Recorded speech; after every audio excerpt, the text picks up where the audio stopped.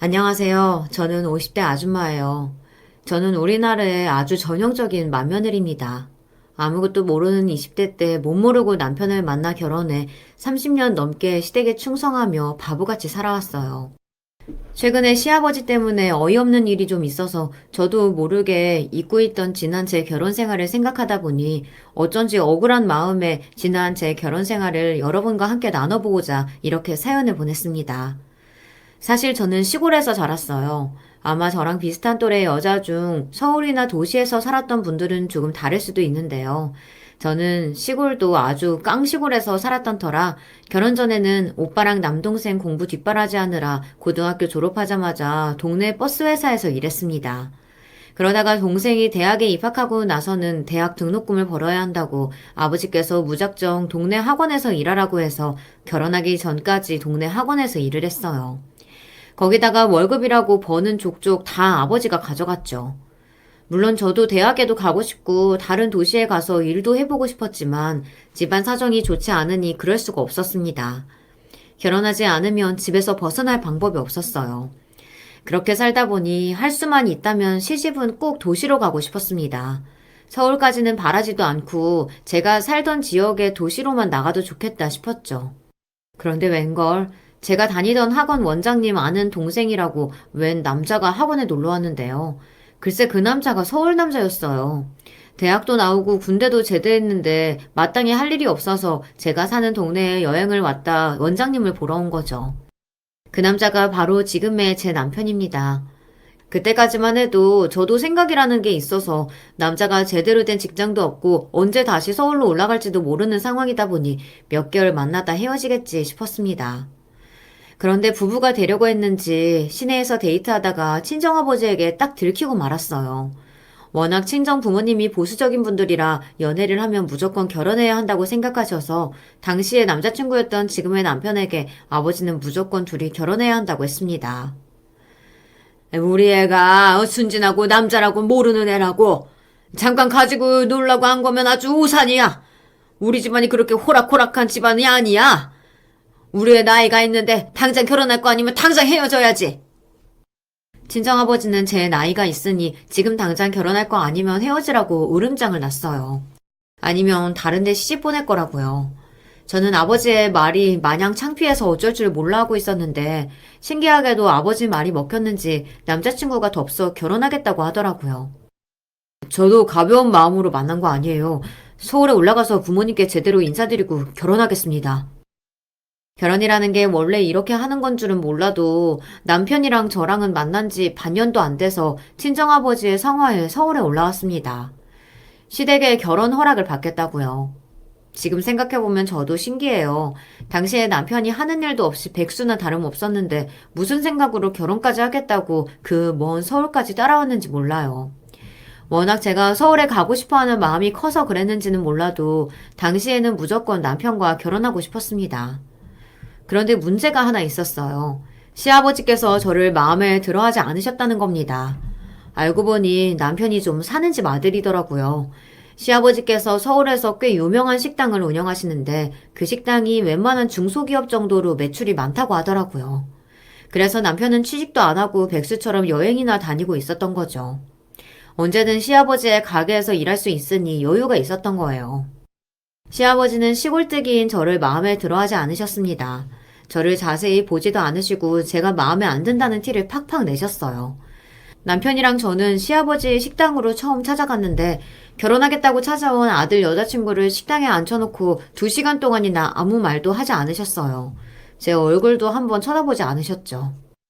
아버지, 저랑 결혼할 사람이에요. 와서 얼굴이라도 좀 제대로 봐주세요. 결국은 남편이 나서서 이야기하니 시아버지께서는 못 이기는 척 제 앞에 마주보고 앉으셨습니다. 그러고는 딱 하시는 첫마디가 저에 관해 알 내용은 이미 다 남편에게 들어서 알고 있다고 하셨어요. 머리나 식힐 겸 여행이나 다녀오라고 했더니만 어디서 여자를 데려와도. 아휴, 어쨌든 이렇게 왔으니 내 얘기를 좀 하자면 난 아가씨 우리 며느리감으로 마음에 안 들어요. 아무리 촌에서 왔다고 해도 그렇지 요즘 세상에 대학도 안 나오고 도대체 뭐 한 거예요? 내가 시골에서 살아본 적은 없어도 듣기로는 요즘 시골에서도 다들 서울로 대학도 온다고 하던데. 아예 공부랑은 담 쌓고 산 건가? 시아버지는 제가 대학도 안 나온 게 마음에 안 든다고 하셨어요. 당신 아들은 서울 명문대를 나왔는데 고졸 여자를 만나는 게 말이 되냐고요. 저도 공부를 못했던 건 아닌데 가장 형편상 오빠랑 동생을 대학 보내야 해서 제가 일찍 직장에 다녔어요. 저는 나름대로 제 변명을 한다고 했는데 오히려 제 말에 시아버지는 미간을 확 구기셨습니다. 요즘 시대가 어느 시대인데 아들이랑 딸을 차별하냐고 하셨죠.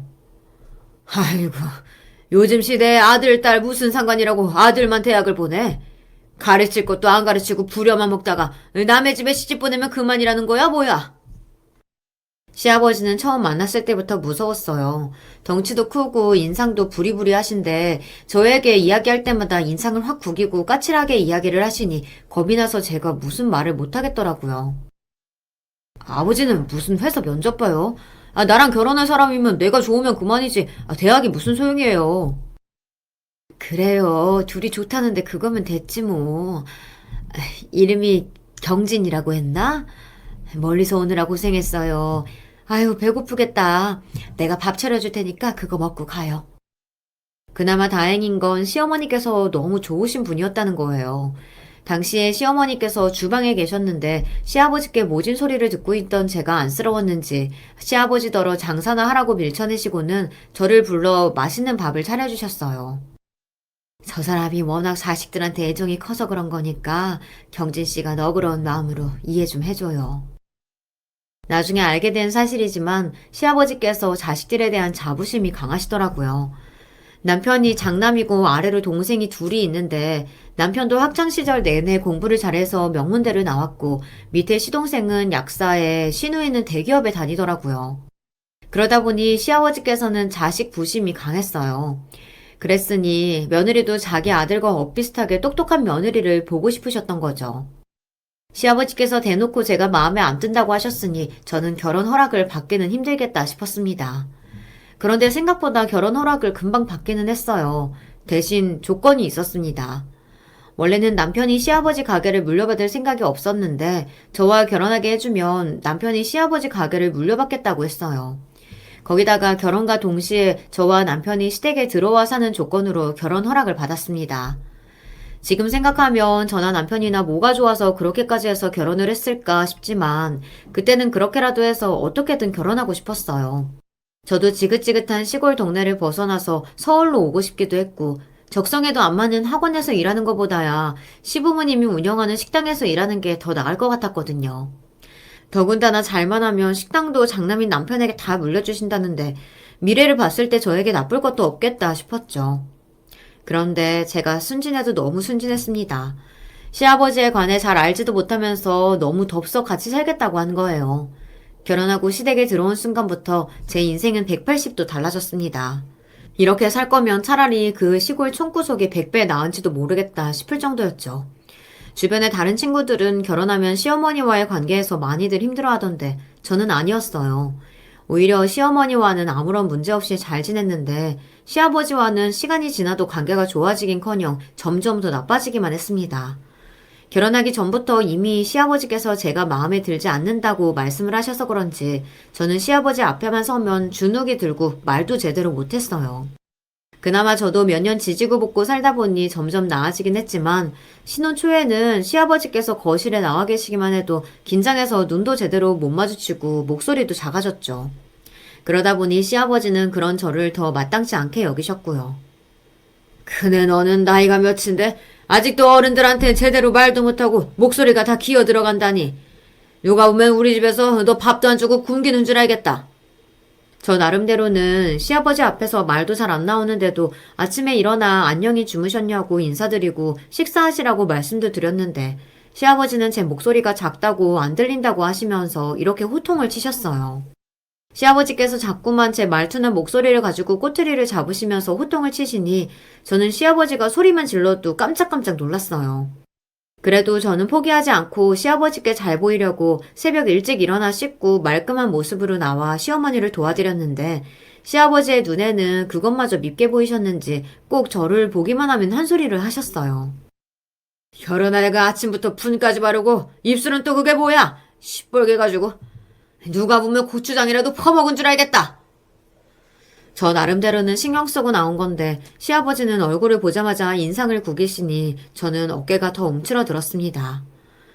며느리가 일찍 일어나서 부지런하게 나와 있으면 예쁘다고 칭찬은 못 해줄 망정. 아유, 괜히 왜 저런데. 세아가 저 사람 말은 너무 신경 쓰지 말어. 원래 말을 저렇게 해. 시어머니는 원래 시아버지 성격이 저렇다고 좋은 소리는 할 줄 모르는 사람이라고 하셨지만 제가 느끼기엔 유독 저에게만 그러시는 것 같았어요. 원래 성격이 무뚝뚝하기는 하시지만 그렇다고 다른 자식들이나 시어머니에게 듣기 싫은 소리를 하시지는 않았거든요. 워낙 처음부터 저에게만 유독 쌀쌀맞게 하셔서 만약 제가 제대로 씻지도 않고 나와 밥을 하고 있었다면 시댁에 살면서 씻지도 않고 나왔냐고 구박하셨을 거라는 걸 암묵적으로 저는 알고 있었습니다. 왜 그렇잖아요. 사람이 한 번 싫으면 그 사람이 뭘 해도 싫은 거잖아요. 처음엔 저도 시아버지께서 저에게 무슨 소리를 하시든 참고 잘하려고 했어요. 제가 노력하다 보면 시아버지께서 제 마음을 알아주시는 날이 올 줄 알았거든요. 그런데 사람 일이라는 게 노력해도 안 되는 게 있더라고요. 시아버지가 작정하고 시집살이를 시키시는데 제가 당해낼 수가 없었어요. 제가 빨래를 돌리면 왜 이걸 이렇게 빨았냐고 난리를 치셨고 제가 시아버지 서재를 청소한 날은 그게 또 마음에 안 든다고 책상이며 서랍이며 괜히 쾅쾅거리면서 눈치를 주셨어요. 시아버지께서 하도 제가 하는 일마다 눈엣 가시로 여기시니 중간에서 시어머니도 힘들어 하셨습니다. 시어머니께서 제가 집안일 하는 게 마음에 안 들면 식당에 데리고 나가겠다고 하셨는데 시아버지는 그것도 안 된다고 하셨어요. 사람 눈도 못 마주치고 말도 못하는 애를 데려가서 가게에서 뭘 시켜? 제가 할 줄 아는 게 뭐가 있다고. 내가 장사한 지가 30년이야. 사람 얼굴만 보면 잘할 놈이지 아니지 딱 보여. 그네 쟤는 영 쓸데가 없어. 도대체 제가 뭘 잘못했다고 그러시는 줄은 몰라도 시아버지는 제가 아무짝에도 쓸모없다는 소리를 밥 먹듯이 하셨습니다. 아이고, 이 사람이 귀한 며느리한테 못하는 말이 없어. 남의 귀한 자식 데려다가 구박만 할 거였으면 뭐하러 데리고 산다고 했어. 그냥 자기들 둘이 알아서 잘 살게 내버려 두지. 데리고 살면서 가르치면 될 줄 알았지. 이건 뭐 바보도 아니고 말도 제대로 못하는 애를 데려다가 뭘 하겠어. 시아버지는 저를 가르치셨다고 했지만 저는 배운 기억이 없습니다. 제가 뭐만 했다 하면 기다렸다는 듯 달려들어서 구박만 하시니 잘하래야 잘할 수가 없었죠. 당시에 남편도 가게에서 일을 배우느라 바쁘고 시어머니도 아침만 드시면 가게에 나가기 바쁘시다 보니 저 혼자 집에 있는 시간이 많았어요. 그 와중에 시아버지는 틈만 나면 집에 들락거리셔서 꼭 저를 감시하는 것처럼 보고 가셨죠. 청소는 제대로 했나 둘러보시고 가기도 하고 어느 날은 뜬금없이 오셔서 밥을 차리라고도 했어요. 식구들 모두 항상 식당에서 점심을 드셨기 때문에 점심은 저 그냥 혼자 간단하게 때웠었는데요. 갑자기 시아버지께서 오시면 급하게 식사 준비를 해야 했습니다. 그런 시간이 1, 2년 계속되니 저는 한 번씩 숨이 턱턱 막혔습니다. 시아버지가 저만 쳐다보면 몸이 얼음처럼 굳어버리는 것 같았어요. 그러던 중 제가 결혼한 지 2년 정도 됐을 때 첫째 아이가 생겼어요. 그 와중에 신기했던 게 처음 임신 사실을 알고 병원에서 나오는데 저는 남편도 친정엄마도 아닌 시아버지가 제일 먼저 생각나더라고요. 저도 너무 기가 막혀서 웃음이 다 나왔습니다. 저도 모르게 제 임신 사실을 알면 시아버지께서도 좋아해주지 않으실까 기대하게 되더라고요. 고조래 할 줄 아는 것도 없고 배운 것도 없어서 촌스럽기만 한 저는 마음에 들어하지 않으셨지만 그래도 첫손주이니만큼 제 아이는 예뻐해 주시지 않을까 생각했죠. 그런데 제가 너무 큰 기대를 했나 봐요. 시아버지는 제가 임신했다는 이야기를 듣고도 썩 좋아하시지 않았어요. 아이고 잘했다 잘했어. 병원에서는 뭐래? 아기랑 상모랑 둘 다 건강하다고 하지? 네. 아기 집 잘해도 괜찮고 저도 건강해서 이대로 잘 지내면 별탈 없을 거라고 했어요. 남들 다 아는 임신 가지고 호들갑은 임신만 하면 뭐래?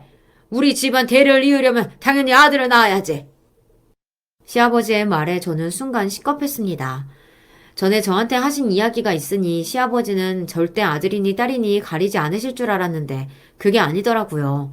시아버지는 이제 막 임신한 저에게 대놓고 대를 이으려면 아들을 낳아야 한다고 했어요.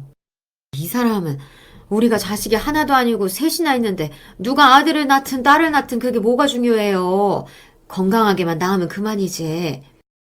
시어머니는 제가 걱정할까봐 애써 손주 성별은 상관없다고 하셨지만 시아버지의 눈치만 보며 산 저는 신경을 쓰지 않을 수가 없었습니다. 제가 이런 이야기를 남편에게 하면 남편은 시아버지께서 그냥 하시는 이야기인데 뭘 그렇게 걱정하냐고 했어요. 우리 아버지 몇 년을 보고도 몰라? 그냥 말을 그렇게 하는 거지. 막상 손주 낳으면 제일 좋아하실 거야. 그리고 첫째가 아들이 아니면 어때? 둘째도 낳고 셋째도 낳고 아들 낳을 때까지 계속 낳으면 되지. 저는 심각한데 남편은 뭐든 쉽게만 생각했습니다. 시아버지께서 저를 미워하시는 것도 미워하는 게 아니라 며느리를 어떻게 대해야 하는지 몰라서 서툴러서 그러는 거라고 했고, 아이 문제도 막상 낳으면 예뻐하실 거라고 태연하게 말했어요. 그럴 때면 저는 항상 혼자 외딴 섬에 둥둥 떠 있는 것만 같았습니다. 어릴 때부터 친정에서도 아버지의 사랑을 충분히 받고 자라지 못해 사실 아버지의 사랑 같은 건 잘 몰라요. 그래서 제가 어떻게 해야 시아버지의 마음에 들 수 있는지도 모르겠습니다. 제가 지금이라도 노력해서 될 수 있는 거라고 하면 뭐든 해볼 텐데 무작정 제가 고졸이고 시골 출신이라는 게 마음에 안 드신다고 하니 방법이 없었죠. 그런 와중에 복병이 나타났어요. 시동생이 결혼한다고 여자를 데려왔는데 그 친구를 시아버지께서 너무도 마음에 들어 하시더라고요. 예비 동서는 의사였어요. 강남의 피부과에서 일한다는데 겉으로 보기에도 사람이 똑똑해 보이더라고요. 남편 말로는 분명 시아버지가 며느리를 어떻게 대해야 하는지 몰라서 저에게 막 하시는 거라고 했는데 그 말은 역시나 사실이 아니었습니다. 동서에게 시아버지는 너무도 다정하고 따뜻한 시아버지였거든요.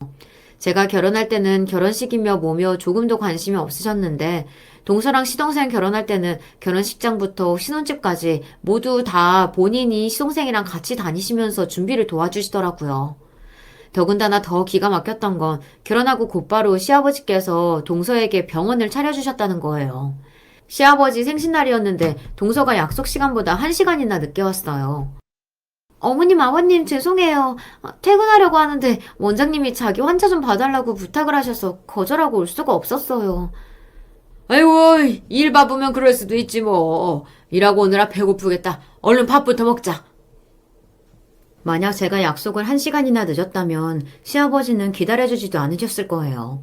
그런데 의사 동서가 일 때문에 늦었다고 하자 시아버지는 방긋 미소까지 지으시면서 괜찮다고 하시더라고요.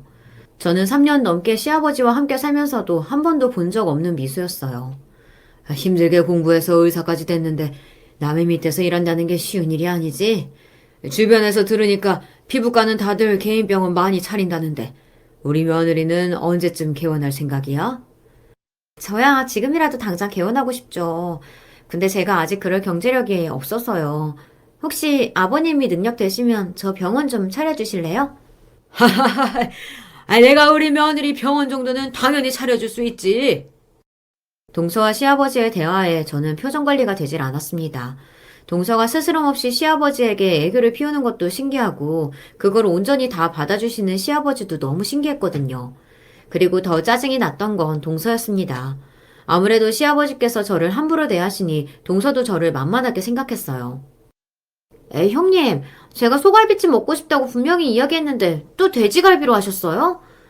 제가 자기 집 식모인 줄 아는 건지 동서는 틈만 나면 제가 해놓은 음식을 가져가면서도 꼭 한마디씩 토를 달았습니다. 집에 돼지갈비가 선물로 들어온 게 많아서 어쩔 수 없었어. 다음번엔 소갈비로 해줄게. 형님, 혹시 요즘 생활비가 좀 부족하세요? 전보다 반찬이 영 부실해진 것 같아요. 제가 아버님께 말씀드려서 형님 생활비 좀 올려주라고 할까요? 아버님 제가 말하면 다 해주시는데. 시아버지께서 워낙 동서를 예뻐하시다 보니 저는 동서를 좋아할 수가 없었어요. 더군다나 능력도 있고 애교도 있어서 더 얄미웠죠. 하지만 동서가 미우면 미울수록 저는 동서에게 더 잘해주려고 노력했어요. 안 그러면 제 자격지심이 동서에게 들킬 것 같아서요. 저도 시아버지의 마음을 이해 못하는 건 아닙니다. 시아버지는 언제나 동서 같은 며느리를 원하셨을 거예요. 제가 부족한 탓에 저를 동서처럼 예뻐할 수 없으셨던 거죠. 그러다 보니 저는 시아버지께 떡두꺼비 같은 손주라도 안겨드리고 싶었어요. 제가 아들이라도 낳으면 조금이나마 저를 며느리로 대접해 주실까 싶어서요. 그래서 병원에 갈 때마다 성별은 언제 알 수 있느냐고 의사 선생님께 계속 물어봤어요. 제발 아들이었으면 해서요. 그런 제 마음을 이미 눈치챈 의사 선생님은 낳을 때까지도 아이 성별을 안 가르쳐 주시더라고요. 그런데 첫째 아이는 제 바람과는 다르게 딸이었습니다. 저는 아이를 낳았다는 기쁨도 느끼지 못한 채 딸이라는 사실에 저도 모르게 망연자실했습니다. 그때만 생각하면 아직도 첫째에게 너무 미안해요. 뱃속에서 저만 믿고 있다가 세상에 태어났는데 엄마라는 사람이 아들을 못 낳았다고 속상해만 하고 있었으니까요. 저도 그럴 수밖에 없었던 게 시아버지께서 저에게 너무 모질게 대하셨어요. 시아버지는 제가 아이를 낳았다는 이야기를 듣고도 병원에 한번 와보시질 않았습니다. 시어머니께서 와서 아이를 보고 너무 예쁘다고 남편을 쏙 빼닮았다고 하셨지만 저는 그 말이 귀에 들어오지 않았어요. 시아버지께서 아이를 보러 병원에 안 오신 게 신경이 쓰였거든요. 남편은 애써 식당이 바빠서 시아버지가 못 오신 거라고 했지만 저는 이미 알고 있었습니다. 제가 딸을 낳아서 보러 오지 않으셨다는 걸요. 병원에서 퇴원해서 집에 갔을 때도 시아버지는 제 얼굴을 한번 제대로 봐주지도 않으셨어요. 그러고는 밤새 방에서 아기 젖을 물리느라 제대로 씻지도 먹지도 못하고 있는 저에게 들으라는 듯 밖에서 소리를 지르셨죠. 시아버지가 나가는데 며느리라는 게 나와보지도 않고 뭐 하는 거야? 아유, 소리 좀 지르지 말아요.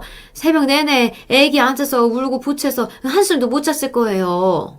애 젖을 물리느라 일어나지도 못하고 너무 피곤해서 목소리도 나오지 않는데 시아버지께서 저더러 나오지도 않는다고 소리를 치시니 저는 순간 너무 서러워서 눈물이 다 울컥했습니다. 집에서 먹고 자는 거 말고는 하는 것도 없는 게 아무 때나 자면 되지. 이제 애 하나 낳았다고 지가 우리 식구 다 된 줄 아나 보네. 애 낳고 한참 힘들 때라 그랬는진 몰라도 그때 시아버지께서 하신 말은 저에게 큰 상처로 남아 있습니다. 제가 잘못한 게 있는 것도 아니고 그래도 결혼한 지 3년이 다 되어 가는데 어쩜 저런 소리를 아무렇지 않게 하실 수가 있을까 싶었죠. 그 이후로도 시아버지는 기억도 나지 않을 정도로 저에게 아들을 못 낳았다고 면박을 주셨어요. 지금 같으면 면역이 생겨서 시아버지가 그러든지 말든지 신경을 쓰지 않겠지만 그때 저는 순진하고 바보 같아서 시아버지의 말 한마디 한마디에 상처를 받았습니다. 그러다 보니 저는 어떻게든 아들을 꼭 낳고 싶었어요. 그래서 주변에 수소문하기도 하고 아들을 낳은 사람들에게 물어도 봐서 어떻게 해야 아들을 낳을 수 있는지 공부했습니다. 그렇게 해서 첫째가 돌이 지나자마자 저는 바로 둘째를 가졌습니다. 그런데 하늘도 무심하시지 남들은 쉽게만 낳는 아들을 저에게는 끝까지 주지 않으시더군요. 둘째도 딸이었어요. 그러게 딸 낳고 연달아 애 가지면 또 딸이라니까 뭐가 그렇게 급하다고 덜컥 애를 가져? 암튼 내가 말했지? 큰애제는 할 줄 아는 거라고는 먹고 싸는 거밖에 없다고. 둘째를 낳은 날은 웬일로 병원에 와주셨나 싶었는데 병원에서 둘째도 딸이라는 말을 들으시고는 저렇게 병원이 떠내려가라 소리를 지르시고 제 얼굴도 보지 않고 가버리셨습니다. 그리고 더 힘들었던 건 제가 둘째를 낳고 얼마 뒤에 동서도 아이를 낳았는데 아들을 낳았다는 거예요. 제가 처음 결혼하겠다고 인사 왔을 때는 요즘 세상에 아들, 딸 왜 차별하고 딸만 대학을 안 보냈네 어쨌네 하시더니만 시아버지는 제가 딸을 낳고 동서가 아들을 낳으니 아주 대놓고 차별을 하셨어요. 너는 맏며느리가 돼서 아들도 하나 못 낳으면 어쩌자는 거냐?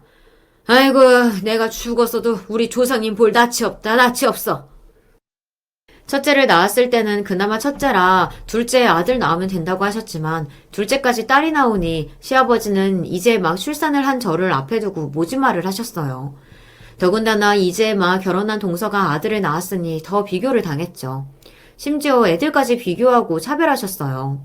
그때의 충격은 말로 설명할 수가 없어요. 남들은 그런 시아버지가 뭐가 무섭다고 그러냐고 무시하고 살라고 했지만 그때까지도 저는 제가 부족하고 못나서 그런 취급을 받는 거라 생각했습니다. 하지만 둘째를 낳았던 그날 저는 깨달았어요. 그리고 저는 달라졌습니다. 나는 할 만큼 했다. 내가 이렇게까지 하는데도 시아버지께서 내 마음을 알아주지 않으시니 나도 더는 시아버지께 예쁨이나 받겠다고 구걸하지 않겠다고 다짐했죠. 시아버지 눈치만 보느라 내 속으로 낳은 내 새끼들 온전히 예뻐해주지도 못하고 할 말도 못하고 산다는 게 더는 견디기 힘들었거든요. 그날부터는 동서고 시아버지고 신경 쓰지 않고 제 아이들만을 위해 살았습니다. 시아버지가 저를 아무리 무시하고 집에서 일하는 가정부 취급해도 저는 신경 쓰지 않았어요. 시아버지가 벌어다 준 돈으로 제 자식들 해주고 싶은 거 다 해주면서 그렇게 살았습니다. 그리고 제가 더 강해질 수밖에 없었던 이유가 또 있어요.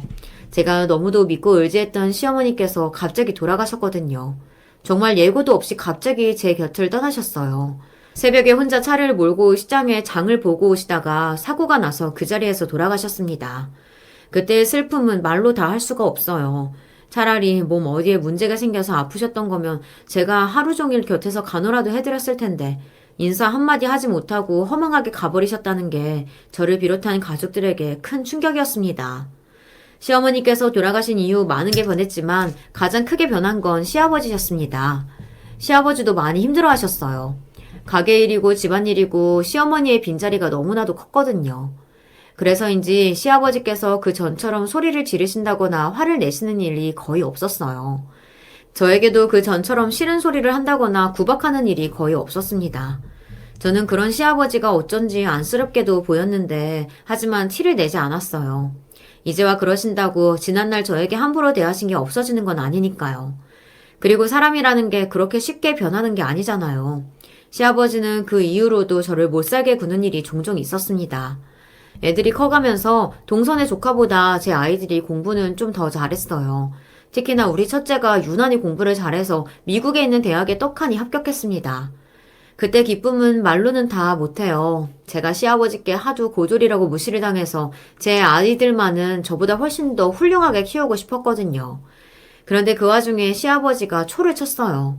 여자애를 무슨 미국으로 대학을 보내냐고 말도 안 되는 소리를 하셨죠. 그때 시집와 처음으로 제가 시아버지 앞에서 큰 소리를 냈습니다. 아버님은 지금이 어느 시대인데 그런 고루한 소리를 하세요? 여자든 남자든 미국에 있는 대학은 아무나 가는 줄 아세요? 아버님이 뭐라고 하시든 저는 우리 큰딸 무조건 미국에 보낼 거니까 그런 줄 아세요. 그때 시아버지 표정은 저는 아직도 잊을 수가 없어요. 제가 그렇게 나올 줄은 모르셨는지 눈이 동그래져서는 한마디도 못 하시더라고요. 제 딸도 미국에 가겠다고 하고 엄마인 저도 무조건 보내겠다는데 본인이 어쩌겠어요. 그리고 진짜 웃긴 건 제 앞에서는 그렇게 말해놓고 가게 손님들이나 친구분들에게는 손녀가 미국 대학에 합격했다고 그렇게 자랑을 했다는 거예요. 사실 저에게 시아버지는 얄미운 사람입니다. 결혼해서 30년 동안 제가 맏며느리로서 할 만큼 했다고 생각하는데 시아버지는 그 고마움을 전혀 모르시는 것 같았거든요. 하지만 어쩌겠어요. 팔순이 노인네가 이제 와서 제가 아무리 말을 해본들 변하실 리 없잖아요. 서운함도 잠시 어느새 시아버지의 팔순날이 밝았습니다. 시아버지 칠순 때 놀러가지 말고 그냥 잔치나 할 걸 그랬다고 시아버지가 지난 10년 동안 하도 이야기를 하셔서 팔순에는 무슨 일이 있어도 잔치를 크게 해드릴 생각이었습니다. 그래서 가족들과 상의해 강남의 유명한 호텔에서 팔순 잔치를 했어요. 시아버지가 워낙 주변에 아는 사람도 많고 형제도 많으시다 보니 팔순날 손님이 제법 많이 와서 잔치가 아주 북적북적했습니다. 처음 시아버지께서 호텔에서 팔순잔치를 하겠다고 했을 때는 듣기 싫어서 저 혼자 중얼거리기는 했어요. 젊은 사람들 결혼식도 아니고 다 늙어서 호텔은 무슨 호텔인가 싶어서요. 그런데 막상 손님들도 많이 오고 시아버지께서 신이 나서 좋아하시는 모습을 보니 저도 괜히 뿌듯하고 잘했다 싶더라고요. 시아버지가 평소 저에게 얄밉게 구시기는 하지만 그래도 30년 넘게 함께 살아온 가족이잖아요. 칠순 때도 원하시는 대로 못 해드려서 지난 10년 동안 싫은 소리를 내내 들었는데 이 김에 하고 싶은 대로 소원을 푸신 것 같아 돈은 많이 들었어도 이왕 하는 거 잘했다 싶더라고요. 사실 이제 시아버지께서 사셔야 얼마나 더 사시겠어요. 구순, 백순 다 하시면 좋겠지만 현실적으로 쉬운 일은 아니니 팔순이나마 화려하게 해드려서 며느리로서 잘했다 싶었습니다. 잔치가 끝나갈 무렵 남편이 저에게 다가와 호텔 직원이 슬슬 계산해야 한다고 이야기를 하더라고요. 직원이 식사 거의 끝났다고 계산을 하고 영수증 가져다 줬는데 한 5천 정도 나왔네. 우리가 먼저 계산하고 나중에 애들한테 이야기해야겠지? 잔치 비용이 다 해서 5천만 원 조금 넘게 나왔다고 하더라고요. 역시 호텔은 호텔이다 싶었습니다. 남편은 금액이 아무래도 커서 우리가 카드로 나눠서 먼저 계산하고 다른 형제들한테 이야기를 하겠다고 했어요. 안 그래도 이건 내가 계산하려고 카드 한도 늘려서 가지고 왔어. 이걸로 자기가 가지고 가서 결제해. 제 말에 남편은 놀라서 눈이 휘둥그레졌습니다. 1, 20도 아니고 5천만 원이나 되는 큰 돈을 제가 내겠다고 할 줄 남편은 전혀 상상을 못했을 테니까요. 당신 진짜 괜찮겠어? 나야 우리가 내면 생색도 나고 너무 좋지만 자그마치 5천인데 너무 무리하는 거 아니야? 그냥 애들한테 나눠서 내자고 할게. 아휴, 동서 성격 몰라서 그래? 아버님이 잔치 호텔에서 하고 싶어 한다고 했더니만 나한테 그런 건 형님 선에서 알아서 안 된다고 이야기해야 하는 거 아니냐고 했잖아. 그런 사람한테 밥값 5천만 원 나왔다고 나눠서 내자고 하면 행여나 떡하니 기분 좋게 내겠다. 야, 그럼 진욱이한테 같이 내자고 할게. 그래도 명색이 대기업 다니는 딸인데 아버지 생신 밥 같이 낸다고 하겠지. 당신은 오빠가 돼서 동생 회사 그만둔 것도 몰라? 이번에 고모네 회사 대대적으로 구조조정해서 회사 그만뒀잖아. 아, 그래? 아, 난 전혀 몰랐네. 아, 그럼 진짜 우리가 다 내야 하는 건가? 시아버지 팔순 여러 번 있는 것도 아니고 딱 한 번인데 그냥 우리가 내. 나 이번에 판 건물 계약금 받은 거 있잖아. 이 정도는 우리가 내도 돼. 와, 우리 마누라 완전 멋지네. 건물 투자해서 돈도 벌고 시아버지 팔순잔치도 척척 해주고. 우리 마누라 이렇게 잘난 거 우리 아버지가 알아야 하는데. 처음 시아버지께서 호텔에서 잔치하고 싶다고 하셨을 때 동서가 무슨 팔순잔치를 호텔에서 하느냐고 난리를 치기도 했고 저더러 시아버지께 호텔은 비싸서 안 된다고 이야기하라고 하기도 했어요. 동서 마음을 모르는 건 아니지만 아무리 그래도 시아버지께서 하고 싶으시다는데 호텔은 비싸서 못한다는 말은 저로서는 못하겠더라고요. 그래서 처음 호텔에서 팔순잔치를 예약할 때부터 저는 아예 제가 다 해드리기로 마음을 먹고는 있었습니다. 그 전에 시아버지께서 병원에 입원하셨던 적이 있는데 그때 시누이가 혼자서 병원비를 다 낸 적이 있었거든요. 그게 얼마나 멋있어 보였는지 사실 좀 부럽기도 했어요. 시아버지께서 그동안 아무리 저에게 시집살이 아닌 시집살이를 시키셨다 해도 미운 정도 정인지 시아버지께서 하신 이야기를 그냥 흘려들을 수가 없더라고요. 팔순 잔치만큼은 호텔에서 하고 싶다고 하시는데 자식으로서 한 번은 꼭 해드리고 싶었습니다. 벌써 제가 시아버지를 모시고 산 지도 30년이 다 됐어요. 저희 친정 부모님이랑 산 세월보다 시아버지와 함께 산 세월이 더 깁니다. 그래서 그런지 시아버지는 저를 예뻐하지 않으셔도 저는 이상하게 시아버지에 대한 정이 좀 있어요. 몇 년 전 시아버지께서 일하시다가 갑자기 식당에서 쓰러지셨을 때 사실 티는 안 냈지만 정말 많이 놀랐거든요. 중환자실에 누워 계시는 시아버지 모습을 보는데 정말 참을 수 없이 눈물이 나더라고요. 항상 꼿꼿하고 다부졌던 시아버지께서 희끗한 머리로 살이 쭉 빠져 누워 계시는데 덜컥 겁이 났습니다. 시아버지도 시어머니처럼 갑자기 돌아가시면 어쩌나 싶어서요. 그때 마음 같아서는 병원비도 제가 다 하고 싶었는데 당시에는 제가 가진 돈이 없어서 선뜻 내놓지는 못했어요.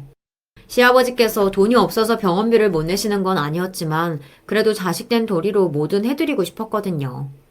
그래도 제가 말년에 복이 좀 있는지 친정아버지가 돌아가시면서 자식들에게 땅을 공평하게 나눠주셨어요. 저는 워낙 아버지께서 오빠랑 남동생만 챙기시길래 땅이든 집이든 있는 대로 다 아들들에게만 남겨주시고 가실 줄 알았는데 그래도 돌아가실 때가 돼서는 젊어서 고생한 딸이 좀 안쓰럽게는 보이셨는지 똑같이 남겨주고 가시더라고요. 그 땅을 팔아서 저는 서울에 작은 건물을 하나 샀어요. 사실 처음엔 건물이라고 말하기도 못한 외곽의 작은 상가 건물이었는데 그게 글쎄 운이 좋게도 자리가 좋아서 근처에 재개발이 되면서 처음 건물 살 때 금액의 2배를 넘게 벌었습니다. 저는 그 돈을 가지고 또 건물을 샀어요. 처음 건물을 살 때 저에게 소개해줬던 부동산 중개인이 확실한 자리라면서 이번엔 2개를 사라고 하더라고요. 저는 그 사람 말을 믿고 건물 2개를 덥석 샀어요. 그런데 그게 또 대박이 났습니다. 그 자리가 개발지구로 지정되면서 부르는 게 값이었어요. 그게 지난 10년간 저에게 있었던 일이에요. 제가 워낙 말이 없는 사람이다 보니 가족들에게 자세하게 말은 안 했지만 최근에 제가 가진 건물 근처에 대학 병원이 생기며 그 일대가 의료기관 특화 지역으로 지정돼 제 건물에 병원을 차리겠다고 물어보러 오는 사람들이 넘쳐났습니다. 그래서 처음 살 때보다 10배 오른 가격으로 건물을 사겠다는 사람이 있어서 남편과 상의 끝에 최근에 팔고 계약금을 받은 상태였습니다. 그전에는 제 손에 가진 현금이 없어서 건물이 있어도 시아버지 앞에서 대놓고 나 건물 있다 자랑할 일이 없었는데 이 기회에 팔순잔치도 치러드리고 건물 이야기도 은근슬쩍 할 생각이었어요. 그럼 시아버지도 더는 저를 무시하지 않으실 것 같아서요. 우리가 30년 동안 아버지 모시고 살았어도 아버지한테 뭐 받은 게 있어? 근데 재수 씨는 병원에 일 생길 때마다 아버지가 다 도와줬는데 정작 아버지 일에 안 나서는 게 말이 되냐고. 암튼 우리 아버지 맏며느리 하나는 잘 얻으셨다니까. 내가 당신 덕에 살아. 5천만 원이 대단하기는 한지 그 무뚝뚝한 남편도 저에게 입 바르는 소리를 다 하더라고요. 물론 남편 말이 맞기는 해요. 동서는 결혼해서 지금까지 병원 일로 바쁘다는 핑계로 시부모님께 며느리 노릇은 하지도 않으면서 병원 차릴 때도 시아버지께 돈을 받아가 놓고 그 이후로도 병원에 일이 생길 때마다 시아버지에게 알랑방귀를 끼고 돈을 받아갔습니다. 그때였습니다. 남편은 제 카드를 들고 계산을 하러 가면서 굳이 시아버지께서 친구분들과 약주를 드시며 이야기를 나누고 계시는데 거기까지 가서 일부러 제 이야기를 하더라고요. 아버지 맏며느리가 괜히 동생들한테는 이야기하지 말고 우리가 계산하자고 카드 준 거 있죠? 아버지는 진짜 맏며느리 하나는 잘 얻으셨다니까. 세상에 진영이 엄마 같은 사람이 어딨어요. 남편 마음을 모르는 건 아닙니다. 지난 30년간 시아버지에게 갖은 구박을 받고 모진 소리를 듣고 사는 제가 남편도 안쓰러웠겠죠. 그래서 사람들 다 있는 데서 일부러 제가 시아버지의 팔순잔치를 해줬다고 동네방네 자랑하고 싶었던 것 같아요. 아이고 이 팔불출. 그래 너 마누라 잘 얻었다. 아주 잘 얻었어. 내가 너희들 덕분에 호텔에서 잔치도 하고 오래 살고 볼 일이다. 남편의 푼수짓에 시아버지와 친구분들이 다들 웃으셨어요. 시아버지도 내심 좋으신지 남편의 어깨를 토닥여 주시더라고요. 그 모습을 보니 저도 지난날 시아버지를 원망했던 마음이 조금은 누그러지는 것도 같았습니다. 그런데 역시나 사람은 그렇게 쉽게 변하는 게 아니었습니다. 그럼 그렇죠. 시아버지가 제가 돈 좀 냈다고 저를 예뻐해 주실 리가 없었어요. 저는 시아버지께서 약주를 너무 많이 드시는 것 같아 걱정돼서 이제 슬슬 시간이 다 돼 마무리해야 할 것 같다고 말씀드리러 다가갔습니다. 그런데 그때 저는 듣지 말았으면 좋았을 이야기를 듣고야 말았어요. 으이그 큰며느리가 영 별로라고 우리 앞에서 매일 험담만 하더니만 이 비싼 호텔에서 잔치도 열어주고 며느리가 참 괜찮네 뭐. 도대체 평소에 친구분들 앞에서 제 이야기를 얼마나 많이 했으면 저런 소리까지 하시나 싶었죠. 저는 기분이 상했지만 애써 못 들은 척 더 다가갔습니다. 그런데 그 순간 가만히 있으면 반이라도 갈 시아버지가 굳이 또 안 해도 될 밉살스러운 소리를 하셨어요. 지도 우리 집에 시집와서 잘한 게 없으니까 저러는 거지. 지가 아들을 하나 낳기를 했어? 아니면 나가서 돈을 벌었어? 에이그 며느리라고 쓸데라고 난 아무짝에도 없어. 아무리 저래도 우리 둘째 의사 며느리는 못 따라가. 잔치니 뭐니 안 해줘도 우리 둘째 며느리만 보면 내가 배가 안 고프다니까. 둘째 며느리 병원 한다고 매일 돈 뜯어간다고 하더니만 그래도 첫째보다는 둘째 며느리가 더 이쁜가 보지? 그럼 아무리 병원이 힘드네 뭐하네 해도 병원인데 병원이 망하겠어? 자네들은 의사 며느리 없어봐서 몰라. 며느리가 병원 원장이게 얼마나 든든한지. 아이 첫째 며느리도 무슨 건물 있다고 하지 않았어? 아무리 의사가 똑똑하고 좋아도 건물주 며느리가 더 대단한 거 아니야?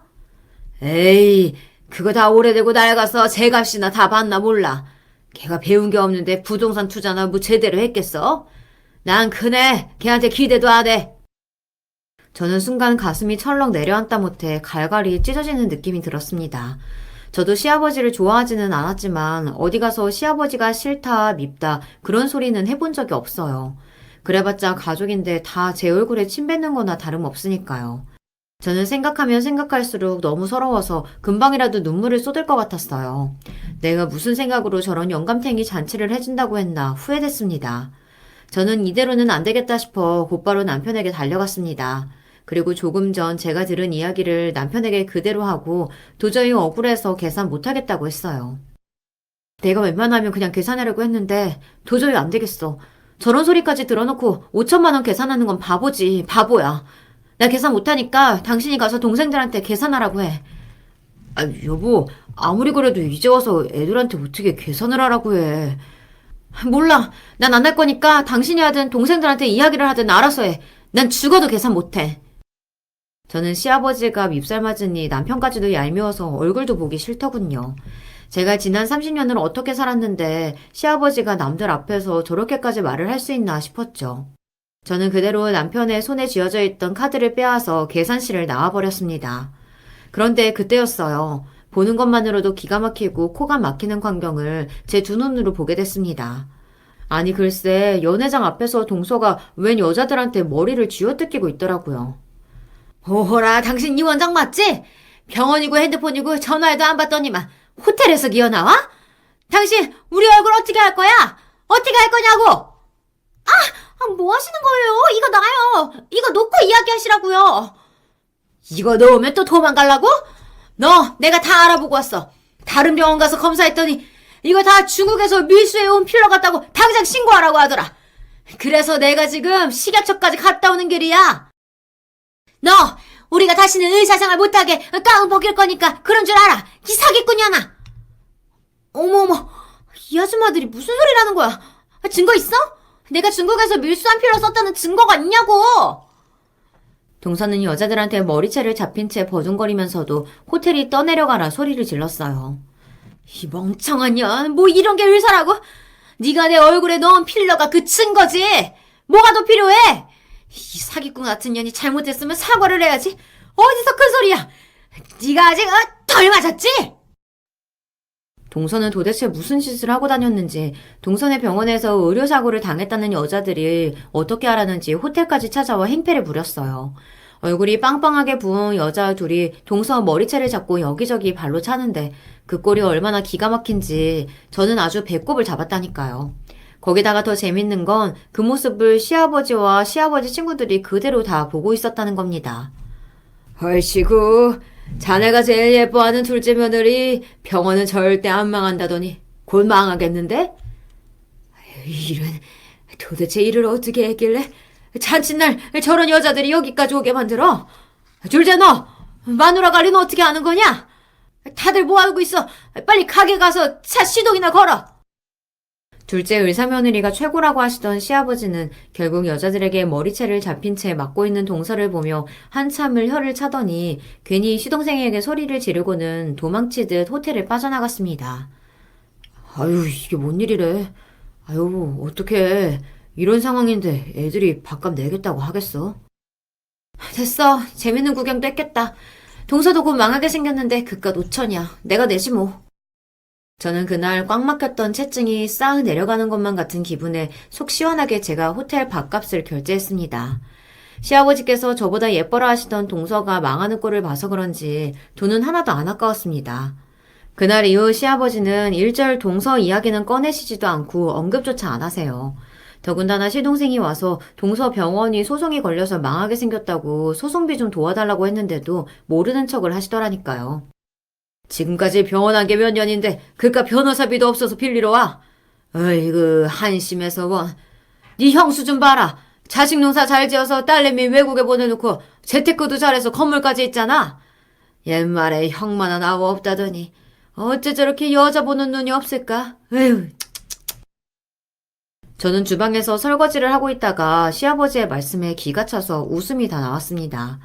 딸아이 미국에 대학 붙었다고 했을 때 계집애를 어디 미국으로 보내냐고 난리를 치시고 제가 건물 산다고 했을 때 다 쓰러져가는 돈도 안 되는 건물을 왜 사냐고 난리를 치시더니만 최근에 제가 산 건물들이 다 대박이 나서 몇십백씩 이익을 봤다는 이야기를 듣고는 사람이 말을 싹 바꿨어요.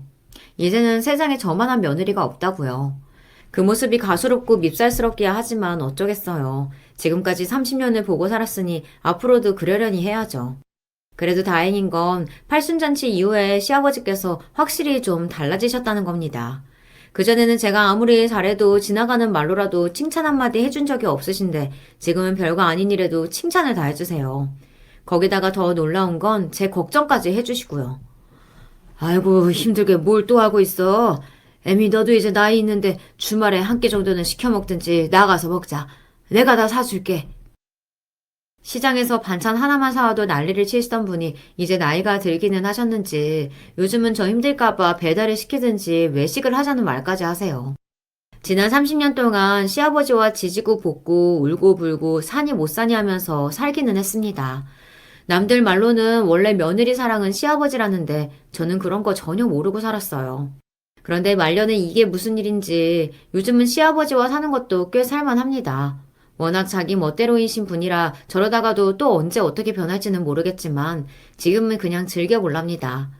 안 그러시던 분의 애정을 갑자기 받아보니 저도 얼떨떨하긴 하지만 시아버지께서 앞으로 사셔봐야 얼마나 더 사시겠나 하는 마음으로 저도 너그럽게 이해해보려고요. 저도 이제 나이가 들어서 그런지 시아버지와 싸우기도 힘드니까요. 이런 저에게 힘내라고 앞으로도 시아버지와 싸우지 말고 잘 지내라고 응원하는 댓글 많이 달아주세요. 지금까지 저의 신세 한탄 끝까지 들어주셔서 감사합니다. 여러분 가정에는 언제나 즐거운 일만 가득하시길 바랄게요. 안녕하세요. 저는 서울에 살고 있는 이제 곧 70이 되는 남성입니다. 나이를 이렇게 말하려니 좀 이상하네요. 나이만 들으면 분명 할아버지가 맞는데 마음은 아직 청춘이라 그런 것 같아요. 사실 요즘 밖에 나가서 다른 분들 나이를 들어보면 다들 그 나이로 안 보이긴 하더라고요. 누가 봐도 할머니 나이인데 얼굴은 그냥 아줌마 같고 요즘은 외형만으로는 나이를 짐작하기 힘든 것 같습니다. 저는 혼자 된 지 꽤 됐어요. 부인과는 7년 전쯤 사별했습니다. 사실 이것도 7년이다. 이렇게 말하면 꽤 된 것 같은데 저는 엊그제 같아요. 엊그제 일어난 일처럼 아직도 슬프고 아내가 보고 싶고 그런 마음이 듭니다. 암이었어요. 환갑이 채 되기도 전에 유방암이라는 진단을 받고 3번의 수술과 5번의 항암 끝에 더 이상 견디지 못하고 세상을 떴습니다. 5년 동안 아내도 저도 그리고 하나뿐인 아들도 그리고 며느리도 정말 고생을 많이 했어요. 아픈 사람이 한 명 있으며 정말 온 집이 그 사람으로 인해 돌아가거든요. 아내가 죽던 날 아들과 며느리에게 너넨 할 만큼 했다. 나는 괜찮고 죽은 사람은 죽은 사람이니 슬퍼하지 말거라. 내 걱정도 말고 라고 이야기했지만 저는 아직도 괜찮지 않습니다. 아직도 옆자리가 빈 침대와 아내의 손길이 느껴지지 않는 집을 자각할 때면 생각도 하기 전에 덜컥 눈물부터 날 때가 많아요. 언제쯤이면 웃으면서 아내를 추억할 수 있을지 모르겠네요. 이른 나이에 가서 마음에 더 한이 맞나 봅니다. 제가 동네에서 우연히 아내를 보고 첫눈에 반해서 1년 넘게 쫓아다녔었거든요. 원래 그런 용기나 숙기라고는 전혀 없는 사람이었는데 그때는 무슨 용기가 났는지 아니면 그만큼 아내가 마음에 들었던 건지 용기가 났었던 것 같습니다. 그렇게 연애하고 결혼하고 오랫동안 아이가 생기지 않아 마음고생을 정말 많이 하고 얻은 게 지금 아들이었어요. 우리 부부는 아들을 정말 많이 사랑했고 아꼈습니다. 아들 아이도 그런 부모의 마음을 알아준 듯 정말 효자였어요. 특히 지엄마를 정말 좋아했어요. 가끔 서운할 만큼 말이죠. 하지만 퇴근하고 집에 들어오면 엄마와 꼭 붙어있는 아들을 보며 아, 이런 게 행복이지 하고 힘을 냈던 기억이 있습니다. 정말 돌아가고 싶은 만큼 행복한 시절이었어요. 지엄마가 죽던 날도 얼마나 많이 울었던지 3일 내내 밥도 한술 제대로 먹지 못해 보는 사람마다 걱정할 정도였습니다. 저러다 애 잡겠네. 지엄마를 좀 많이 따랐어야지. 얼마나 슬프겠어. 아직 환갑도 안 됐는데. 보는 저와 며느리도 조마조마할 만큼 아들은 많이 슬퍼했고 엄마를 많이 그리워했어요. 그래서였을까요? 이 나쁜 놈은 금방 자기 엄마를 따라갔습니다. 암이었어요. 제 엄마가 그렇게 되고 얼마 되지 않아 살이 갑자기 빠지고 컨디션이 좋지 않다며 검사를 받았는데 간암이라고 했다더군요. 간암은 증상이 나오면 이미 늦은 거라고 하더라고요. 손을 쓸 수 없을 만큼 진행이 많이 된 상태라 판정을 받고 1년도 채 되지 않아 세상을 떴습니다. 아내와 아들을 한 해에 다 잃은 겁니다. 정말 죽을 만큼 힘들었어요. 죽으려고 자살 시도도 했었습니다. 하지만 그때마다 저를 다잡아준 건 며느리였어요. 아버님 이러시면 안 돼요. 산 사람은 살아야죠. 아버님 규민 씨가 하늘에서 보면 얼마나 슬퍼하겠어요. 그렇게 저를 다독이고 챙겼습니다. 정말 하루도 빠짐없이 집에 와서 밥은 챙겨 먹었는지 무슨 일이 있지는 않은지를 살폈어요. 그렇게 몇 년이 흘렀습니다. 정말 죽을 것 같이 힘들었는데 사니까 또 사라지더라고요. 물론 아직도 우는 날이 많고 아내와 아들이 너무 그립긴 했지만 말입니다. 제가 이렇게나마 숨을 붙이고 살 수 있게 해준 건 순전히 다 며느리 덕이었어요. 너 아니었으면 100번은 죽었을 목숨이다. 서로를 살린 거죠. 저도 아버님 그렇게 보러 다니면서 살 이유를 찾았어요. 저도 이유가 필요했거든요. 뭔가를 하지 않으며 죽고 싶을 것 같아서. 그렇게 저와 며느리는 서로에게 의지하며 그 힘든 시간을 이겨냈어요. 며느리는 가족이 없었습니다. 홀어머니 밑에서 외롭게 자랐는데 그 홀어머니마저 아들과 결혼한 지 얼마 지나지 않아 병으로 세상을 뜨셨거든요. 그래서 저희 부부를 부모처럼 생각했습니다. 저도 원래부터 며느리를 참 예뻐하긴 했는데 이번 일을 겪으면서 정말 딸아이처럼 챙기게 됐어요. 이제는 이렇게 자주 오지 않아도 된다니까 그러네. 제가 좋아서 하는 건데요, 뭐. 많이 괜찮아져서 들여다보지 않아도 된다고 이야기했지만 며느리는 이게 다 자기가 좋아서 하는 일이라며 끊임없이 저희 집을 드나들면서 반찬이다 뭐다 해다 날랐어요. 그러다 보니 자연스럽게 저희 집 이웃들과도 안면을 텄습니다. 아유, 안녕하세요. 안녕하세요. 둘이 아는 사이요? 자주 뵈니까 오다 가다 인사를 좀 했죠. 그랴, 하긴 좀 자주 왔어야지.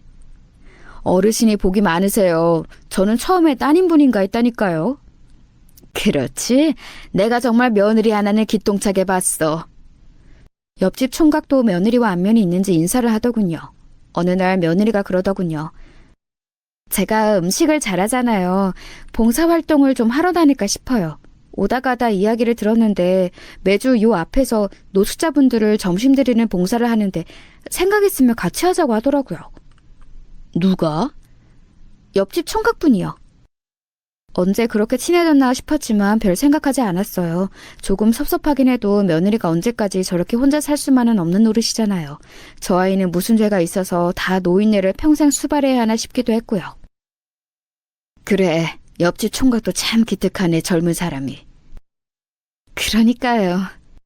그렇게 말하며 수줍은 듯 웃는 며느리를 보고 물론 섭섭한 마음이 하나도 들지 않은 것은 아니었지만 그래도 며느라기가 정말 행복해지면 좋겠다고 생각했습니다. 그래서 오히려 더 도와주려고 했던 것도 있었던 것 같아요. 이거 저기 옆집 총각 좀 가져다 주라. 옆집 총각한테 가서 접시 좀 받아와. 일부러 더 그랬어요. 옆집 총각은 제가 보기에도 사람이 참 성실하고 괜찮았거든요.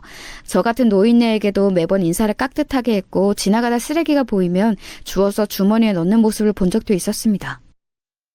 아버님, 왜 자꾸 저를 옆집 총각네에 심부름을 보내세요? 아니 뭐 그러다 눈이 맞으면 그거도 그거대로 좋은 거고.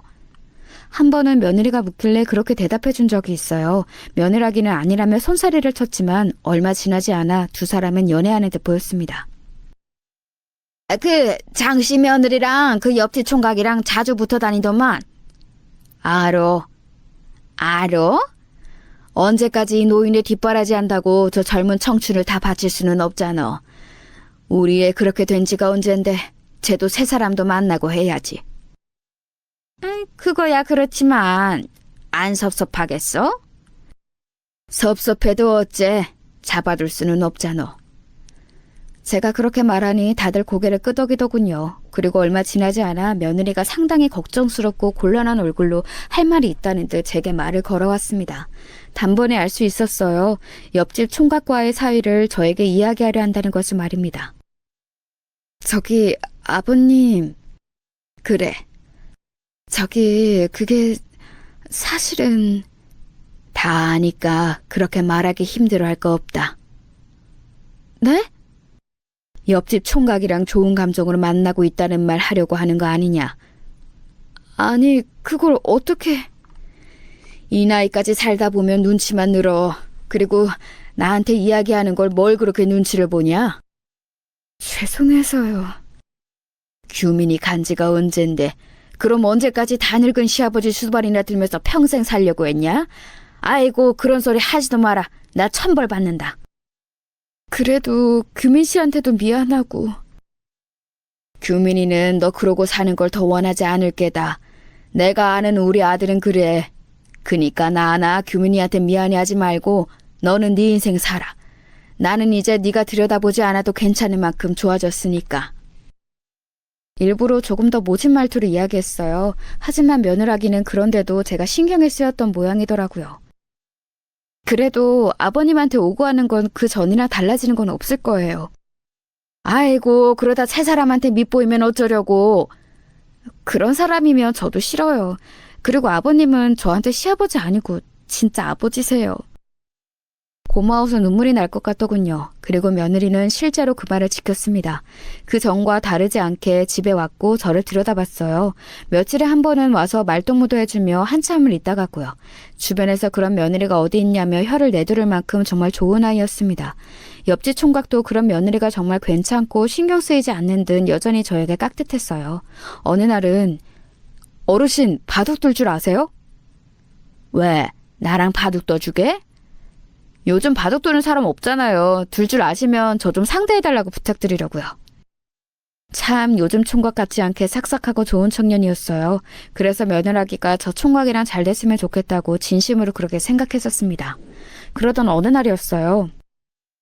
아버님, 오늘 반찬 드리러 들릴게요.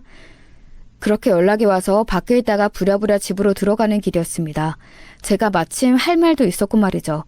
그날 제가 제 보험금 수령인을 며느리로 바꾸고 오는 길이었거든요. 온다던 애가 왜 와나? 아직 멀었나? 온다던 며느라기는 저녁 늦은 시간이 다 돼서도 오지 않았습니다. 그래서 전화를 했는데 휴대폰도 받지 않더라고요. 이런 적이 한 번도 없어서 걱정이 되던 찰나에 미처 발견하지 못한 싱크대 위에 반찬들이 보였습니다. 아, 얘가 이걸 두고 어딜 간 거야? 냉장고에 미처 넣지도 않고 덩그러니 놓여있는 반찬통들을 보면서 슬슬 걱정되기 시작했습니다. 그래서 옆집 총각네라도 한번 가봐야 하나, 그건 너무 도를 넘는 건 아닌가, 옆집 총각이 기분 나빠하면 어떡하지와 같은 생각으로 정신이 없을 무렵이었어요. 이게 뭐야? 반찬통 옆에 급하게 찍은 것 같은 종이 조각이 하나 발견이 됐습니다. 그리고 그곳에는 그렇게 적혀 있었어요. 복수해 주세요라고 말이죠. 이게 무슨... 다짜고짜 복수해달라니요. 그리고 이 쪽지만 남긴 채 연락이 되지 않는다니요. 너무 불안하고 걱정이 되더군요. 그래서 결국은 실례를 무릅쓰고 옆집 총각네 집 문을 두드렸습니다. 아이고 어르신, 무슨 일이세요? 오늘 우리 며느리 못 봤나? 정현 씨요? 오늘 못 봤는데 왜요? 무슨 일이 있어요? 옆집 총각이 정말이지 영문을 모르는 얼굴로 되묻더라고요. 그때 손에 쥔 쪽지를 보여주려다가 문득 그러면 안 되겠다는 생각이 들었습니다. 왜 그랬는지는 모르겠어요. 그냥 보여주면 안 된다는 생각부터 들더군요. 알겠네. 연락이 안 돼서 혹시나 하고 찾아와 봤어. 그러고 보니 저도 좀 전에 전화해봤는데 안 받던데. 곧 연락이 오겠죠. 그러고는 웃는 옆집 총각을 보며 돌아섰습니다. 그리고 며느리에게 한 번 더 전화를 해봤지만 여전히 받지 않았어요. 내일까지 연락 없으면 집에 한번 가보던가 해야겠네.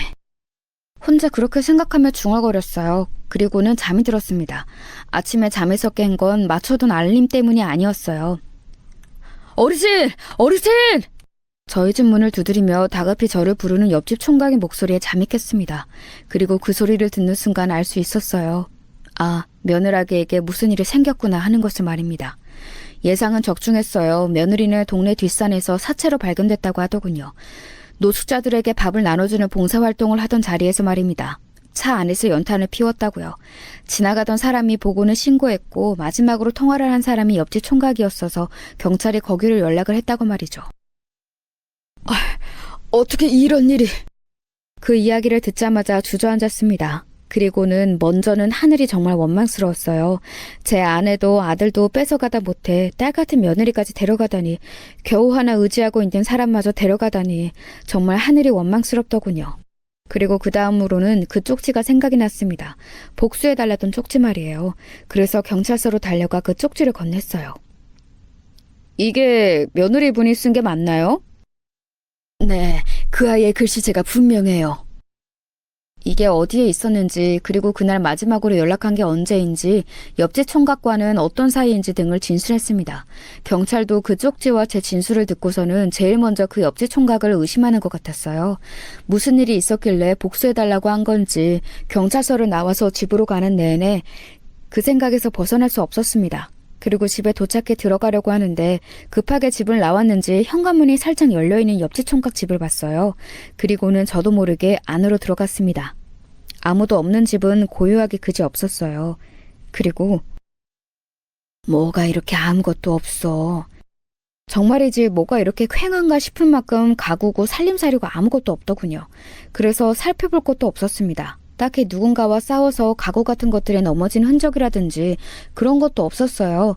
그래서 집안에 빠져나오려던 그때 신발장 서랍 쪽에 뭔가 삐죽 튀어나와 있는 것을 봤어요. 그리고 저도 모르게 그 종이에 손을 가져다 대고 꺼냈습니다. 이게 뭐지? 하고서는 꺼내서 확인하는데 그 자리에서 굳을 수밖에 없었어요. 정말 사람이 너무 충격적인 걸 보게 되면 아무것도 할 수 없다는 것을 그때 처음 알았습니다. 아니... 이게 어떻게 여기에... 제가 본 것은 그 집의 서랍장 안에서 꺼낸 건 다름 아닌 제 아들과 저희 보험 서류였어요. 그건 거기 있으면 안 되는, 아니 있을 수가 없는 서류잖아요. 너무 놀라서 어쩔 줄은 모르고 있는데 엘리베이터가 올라오는 소리가 들렸습니다. 그래서 재빠르게 그 서류만 챙겨 저희 집으로 들어왔어요. 제가 집으로 들어오자마자 옆집에 누군가가 들어가는 소리가 들리더군요. 그리고 이내 문이 닫히는 소리도 들렸습니다. 저는 이 서류가 왜 거기 있었는지부터 알아야 했어요. 그래서 곧장 며느라기의 집부터 갔습니다. 경찰이 들렀다 갔는지 집안이 난장판이 되어 있더군요. 그 앞을 지키고 있던 경찰관들에게 가족이라고 이야기를 하고는 집 안으로 들어왔어요. 그러고는 이곳저곳을 살폈지만 아무것도 찾을 수 없었습니다. 그러다 문득 어느 날 며느라기가 해준 말이 떠올랐어요. 아버님, 진짜 남한테 들키면 안 되는 거나 중요한 서류 같은 건 부엌 후드 윗싱크대에 숨겨두세요. 거긴 왜? 거기는 진짜 아무도 생각 못할 것 같지 않아요? 그 말이 떠올라 그곳을 뒤지기 시작했어요. 그리고는 발견했습니다. 아, 이게 다 뭐야? 엄청난 서류 더미와 며느리의 일기장을 말입니다. 그대로 들고 온 가방에 넣어 집으로 가져갔어요. 다행히 지키고 있던 경찰들은 보초를 대충 서는 모양인지 저한테는 관심도 없더라고요. 집으로 와 며느라기의 집에서 들고 온 서류들을 살폈습니다. 보험을 뭐 이렇게나 많이 들었어? 그곳에는 아들 앞으로 되어 있던 엄청난 보험 서류들과 그 보험금을 받은 통장들이 들어있었어요.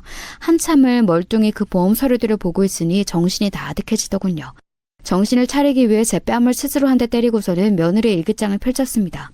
그리고 그곳에는 저도 제정신으로는 하기 힘든 엄청난 이야기가 담겨 있었어요.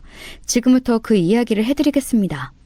그 일기장은 상당히 두꺼웠는데 결혼할 즈음부터 작성된 것 같았습니다. 읽는 데만 꼬박 하루가 걸릴 만큼 어마어마한 양이었어요. 물론 중간에 힘들어서 좀 쉬긴 했지만 말입니다. 며느리는 원래 고아였더라고요. 엄마가 없었습니다. 제가 사돈 어르신이라고 보고 인사하고 만났던 사람은 며느리가 고용한 심부름센터 직원이었어요. 며느리는 처음부터 아들을 타깃으로 놓고 접근했습니다. 오로지 보험금만을 위한 사기였던 겁니다.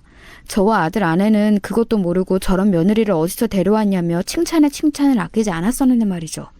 그때쯤 처음으로 일기를 읽다가 잠깐 중단했던 것 같아요.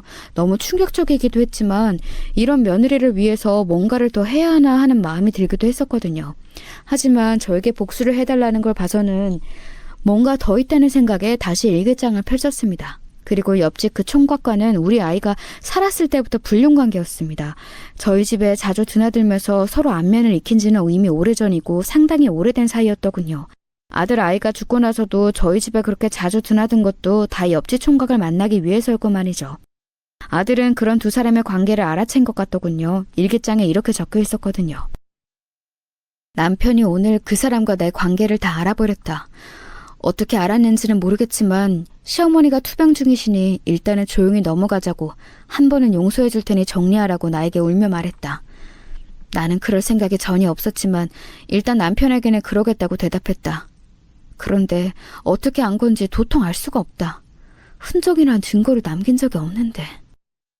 아내가 한참 투병 중일 때 아들아이가 정말 힘들어 보이던 시기가 있었거든요. 저는 그게 제 엄마가 아파서 그런 거로만 생각했는데 일기장을 다 보고 나니 그게 아닐지도 모른다는 생각이 들더군요. 그렇게 좋아하던 엄마가 암으로 죽어가고 있는데 아내가 바람핀 걸 알게 됐으니 얼마나 힘이 들었겠어요. 아이고 규민아, 나는 그것도 모르고 이 애비를 용서해라. 그동안 며느리를 딸이라며 정말 아끼고 아꼈던 지난날이 떠올랐습니다. 서로가 가족이라며 의지하고 또 제 전 재산마저 며느리 앞으로 해놓으려고 했던 만큼 믿었던 며느리를 말이죠. 그리고 차마 그런 나쁜 아이인 걸 몰라준 것에 대한 미안함도 몰려오더군요.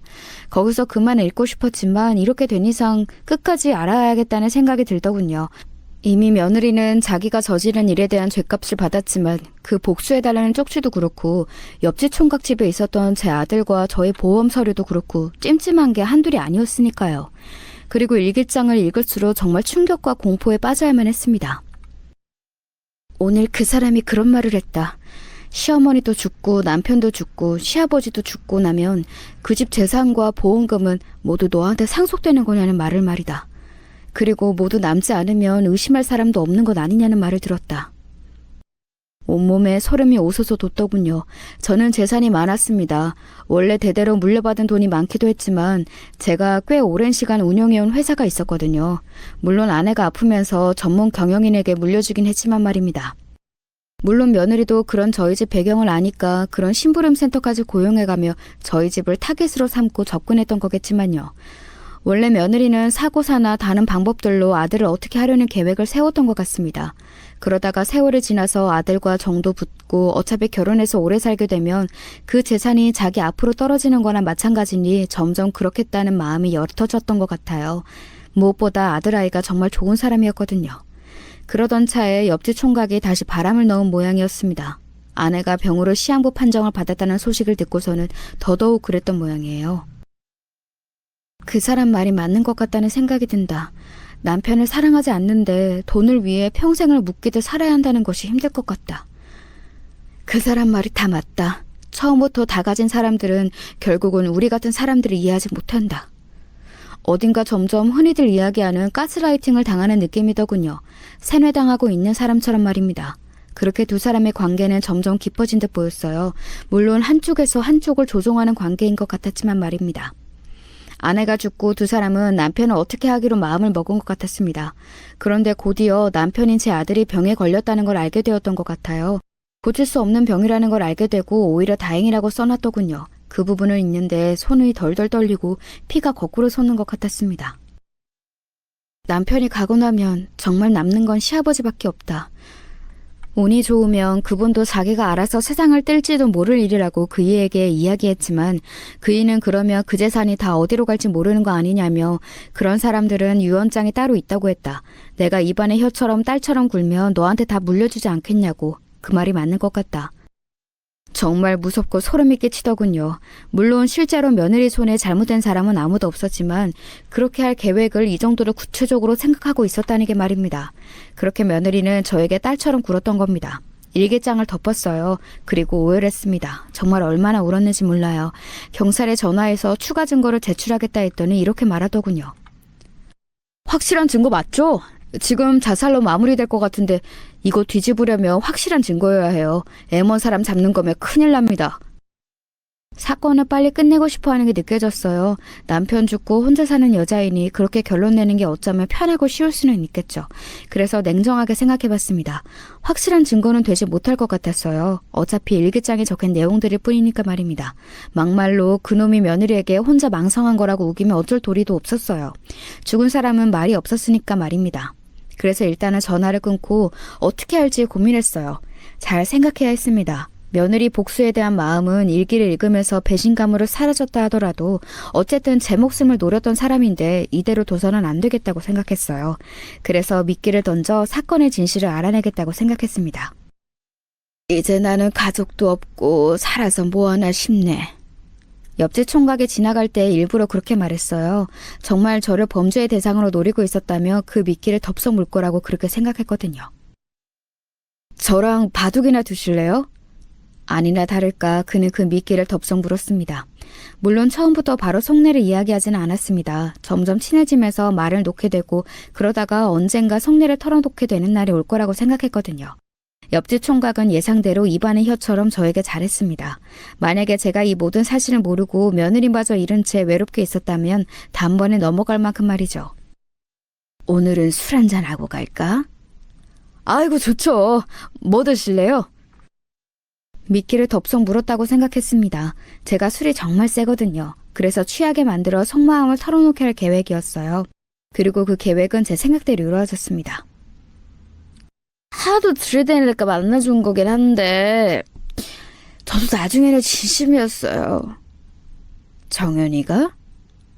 근데 아저씨 누구세요? 많이 취했는지 저도 제대로 알아보지 못하더라고요. 잘 됐다 싶었습니다. 오늘 우연히 처음 만났잖아. 총각이 생각이 많아 보여서 내가 술 사준다고 했고. 아, 그러셨구나. 아, 그래 진짜. 아이고, 감사해요. 그러면서 자기 이야기를 술술 털어놓기 시작했습니다. 불륜? 아, 그거 물론 잘못한 거긴 하죠. 하지만 나는 가만히 있었다니까요. 가만히 있었는데 그년이 먼저 나한테 접근을 한 거예요. 그래. 먼저 접근한 사람이 문제지. 그렇죠. 아저씨가 생각해도 그게 맞죠. 자기 돈 많다고 앞으로 더 많아질 거라고 엄청 꼬셨다니까. 일기장에서 읽은 내용과 완전 다르긴 했어요. 일기장에서는 그 옆집 총각이 먼저 접근했다고 쓰여 있었거든요. 내가 옆집 그 노인네가 그렇게 부자인지 진짜 몰랐지 뭐야. 저희 부부는 그냥 평범한 아파트에 살았습니다. 가진 재산에 비해서는 작고 소소한 규모긴 해요. 일부러 그런 건 아니고 그냥 그게 저와 아내가 편했기 때문에 그렇게 한 거였습니다. 사람 사는 느낌이 나는 동네와 집에 살고 싶어 했었거든요. 그래서 제가 그 정도의 자산가라는 사실을 동네 분들은 거의 모르긴 했어요. 그 이야기를 듣고 나니까 좀 솔깃하긴 하더라만. 그 시어머니가 하는 사람이 암으로 뒤지기 얼마 안 남았고 외동아들이면 다 거기로 재산에 가는 거 아니에요? 그 아들만 없으면 그 어마어마한 돈은 다 그 여자게 맞으니까. 그렇지, 그렇지. 너무 화가 나서 손이 부들부들 떨렸지만 이야기를 마저 듣기 위해서 정말 있는 힘을 다해 참았습니다. 아파서 고생하는 아내를 뒤에서 저렇게 생각하고 말했다는 사실에 정말 배신감을 넘어 분노로 눈물이 날 것 같더군요. 그래서 어떻게 됐어? 그렇게 말하며 녹음 중인 휴대폰을 확인을 한번 했어요. 그래서 그럼 내가 시어머니 죽고 네 남편이 재산 물려받고 네 남편까지 죽고 나면 나한테 오라고 했지. 그랬더니 냉큼 그러겠다고 하대? 그래서 나는 어떻게 하면 일이 빨리 처리될지 방법을 좀 알려줬을 뿐인데. 방법? 무슨 방법? 우리 집에 옛날에 어른들이 오래 먹으면 죽는다고 하면 풀떼기가 하나 있었어. 온몸이 굳고 한다는. 그걸 내가 말해줬는데 그렇게 해야겠다고 하더라고. 그래서 그냥 나는 그러라고만 했어. 솔직히 그래서 안 되면 뭐 아쉽고 많은 거고 돼도 내 손에 피 묻히는 거 아니잖아. 그치? 차마 대답을 할 수 없이 입까지 덜덜 떨리고 눈가에 눈물이 차올랐지만 그 옆집 남자는 그런 저의 모습을 보지 못한 듯 말을 이어나갔습니다. 근데 어느 날 엄청 기분 좋은 얼굴 오더니 우리가 손을 안 써도 되겠다 하대? 남편이 암에 걸렸다나 뭐라나. 그걸 좋아라 하면서 말했어? 아닐 것도 뭐야. 어차피 죽이려고 했는데 알아서 죽어준다니까 너무 고맙지. 보험도 엄청나게 늘어났는데 그것도 다 받아먹을 수 있고 말이야. 아무 의심 없이. 안 그래? 고개를 숙이고 주먹을 꽉 쥐었어요. 더 이상 들어줄 수 없겠다 싶어서 일어나려는데 그 자식이 정말 용서할 수 없는 고백 안에 고백을 해왔습니다. 정말이지 지금도 그 내용과 말투, 그 자식의 표정이 눈에 생생하게 떠올라요. 근데 알았더라고. 어떻게 알았는지는 모르겠는데 알았더라고. 누가? 남편이? 제가 덜덜 떨리는 목소리로 되물었어요. 그럼 누구겠어? 남편이지. 지 엄마 죽고 얼마 안 돼서 찾아왔더라고. 지 마누라한테 무슨 소리를 듣고 왔는지 착한 자기 마누라한테 왜 그랬냐길래 흠씬 두들겨 패줬지. 그러고서 얼마 안 돼서 뒤지더라고. 아픈 거 알면서 때렸다고? 내가 원래 화가 나면 꼭지부터 도는 타입이라. 그리고 뭐 어차피 병 아니었어도 뒤졌을 양반인데. 그 말을 끝으로 탁자에 엎어지더군요. 그러고는 드르렁거리며 코를 골기 시작했습니다. 그 자리에서 목이라도 조르고 싶었어요. 하지만 저는 앉아서 하염없이 눈물만 흘린 뿐이었습니다. 규민아, 네 애비가 너 그렇게 마음고생하는 줄도 모르고. 아이고 내 새끼. 한참을 그렇게 울다가 다짐했습니다. 내 남은 생 지금 만취해 탁자에 엎어져 드르렁거리며 자는 저 자식에게 복수하기 위해 쓰겠다고 말이죠. 다음 날 저는 태어난 저 복도에서 마주친 옆집 총각에게 인사를 건넸습니다. 어제는 혼자 어딜 그렇게 갔어? 제 물음에 옆집 총각은 뭔가를 생각하는 듯 하더니 이내 안심한 듯 웃으며 말을 하더군요. 제가 취하면 혼자 어딜 가는 버릇이 있어서 어제도 그래나 보네요. 잘 들어가셨어요? 나야 뭐 다 노인네가 살면 얼마나 산다고 걱정할 게 뭐가 있어. 젊은 사람 잘 들어갔으면 된 거지. 아유, 말을 뭐 그렇게 하세요. 아니요, 살면 얼마나 살겠어. 가족도 없는 할아버지가 모아둔 재산 쓰면서 허송세월이나 보내다 갈 바에는 일찌감치 누구 줘버리고 산에 들어갈까 싶기도 하고 그래. 제 말에 옆집 총각이 눈을 번뜩이는 게 느껴졌습니다. 누구 줄 사람은 있으시고요? 없으니 문제지. 어디 기부라도 할까? 그것도 좋죠. 그 자식은 그렇게 말하고는 뭔가 생각을 하는 듯 하더군요. 머리를 굴리는 게 저에게도 느껴질 만큼 빠르게 눈동자가 돌아갔습니다. 그러고는 아까보다 더 친절한 말투와 얼굴로 저에게 말하더군요. 저도 가족이라고는 아무도 없이 혼자인데 그럼 저랑 같이 다니시죠? 아이고, 젊은 총각에 다 늙어빠진 노인네랑 뭐하러. 저희 아버지가 살아계셨으면 딱 어르신 연배실 건데요. 외로운 사람들끼리 마음 맞춰서 잘 지내면 좋죠. 그리고 정영 씨랑도 인연이 있었고 저희가 아예 연이 없는 사람들은 또 아니잖아요. 정말이지 역겹게 그지없더군요. 토악질이 나오려고 하는 걸 간신히 참으며 웃었습니다. 아이고, 그래주면 나야 고맙지. 그날 이후로 그 자식은 저에게 정말 잘했습니다. 정말 잘했어요. 이웃 사람들도 어떻게 남에게 저렇게까지 잘하고 또 싹싹하냐고 그 총각 너무 좋은 사람이라며 다들 칭찬하기 바빴으니까요. 하루는 우연히 그 총각과 제가 걸어가는 모습을 본 경찰이 저에게 따로 찾아와 물어본 적도 있었습니다. 오해는 다 풀려진 거예요? 무슨 오해? 며느님 죽인 범인으로 옆집 남자분을 의심하셨었잖아요. 지내보니 그런 사람 아니더라고. 그렇죠. 그날도 조사 정말 성실하게 받고 묻는 말에 다 대답하고 그러더라고요. 의심이 가는 부분도 없고 제가 형사생활만 엄만데 딱 보면 알아요. 저 남자는 범인 아니에요. 그 말에 비웃으며 생각했습니다. 역시 복수는 경찰을 통해서 해서는 안 되겠다고 말이죠. 그렇게 옆집 총각과 친분을 쌓아가던 어느 날이었어요. 하루는 그 자식이 찾아와 그러더군요. 어르신, 요즘 단풍놀이 가기 좋은 시즌인데 저랑 단풍놀이 가실래요? 아이고, 늙은이 데리고 다니며 고생해. 또 그러신다. 자꾸 그러시면 저 섭섭해요.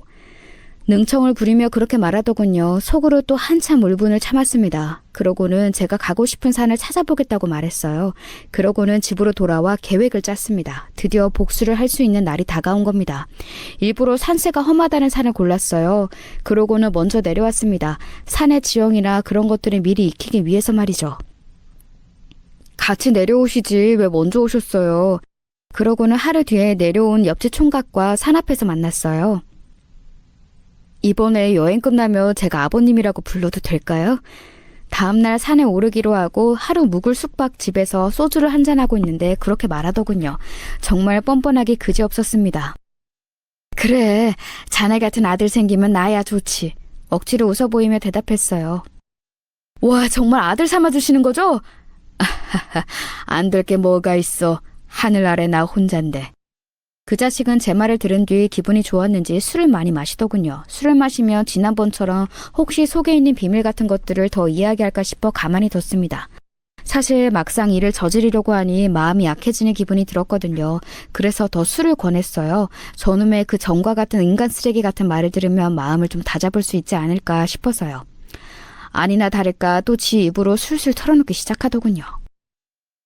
며느리가 어르신한테 참 잘했죠. 그랬지.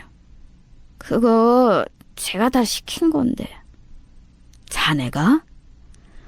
혼자 있는 노인네들은 좀만 잘해줘도 홀라당 넘어와서 간이고 쓸개고 다 빼주니까. 그렇게 이야기하고서는 또 쿵하고는 머리를 찢고 잠이 들더군요. 그 모습을 보면서 다시 한번 마음을 다잡을 수 있었습니다. 너는 그냥 두면 안 되는 놈이야. 그렇게 중얼거리면서 말이죠. 그리고 다음날 속이 덜 풀렸다는 그 자식에게 젊은 사람이 이것도 못하면 어떡하냐며 산으로 끌고 올라갔어요. 역시나 전날에 자신이 무슨 이야기를 했는지는 하나도 기억하지 못하는 듯 했습니다. 그리고는 산을 오르면서 들뜨라고 일부러 마음에도 없는 소리들을 했어요.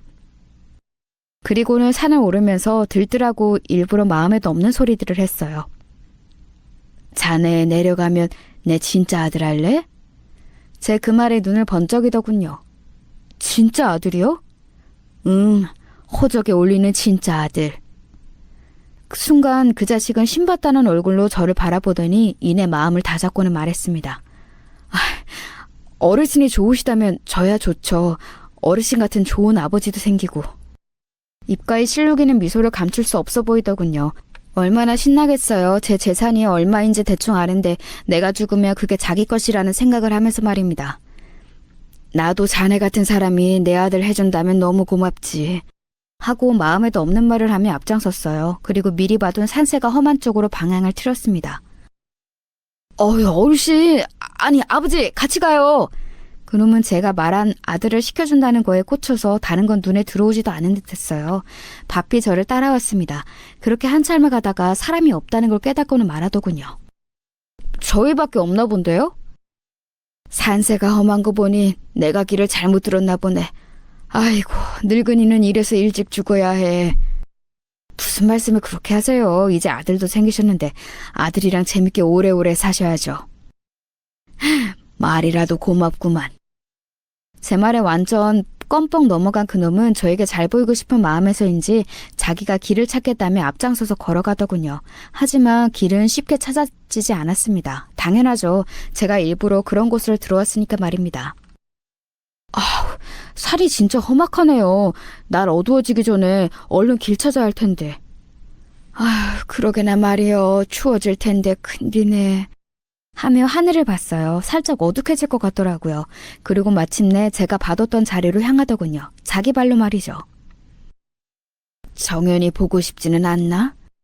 앞서 걷던 그놈에게 물었어요. 그랬더니 놀란 듯 고개를 돌려 저를 바라보더군요. 그 자식과 이렇게 지내면서 한 번도 며느리 이야기를 하지 않았었거든요. 그놈은 뭐라고 해야 하나 한참을 생각하더니 어설프게 웃으며 대답했습니다. 그립죠. 좋아했던 사람이니까.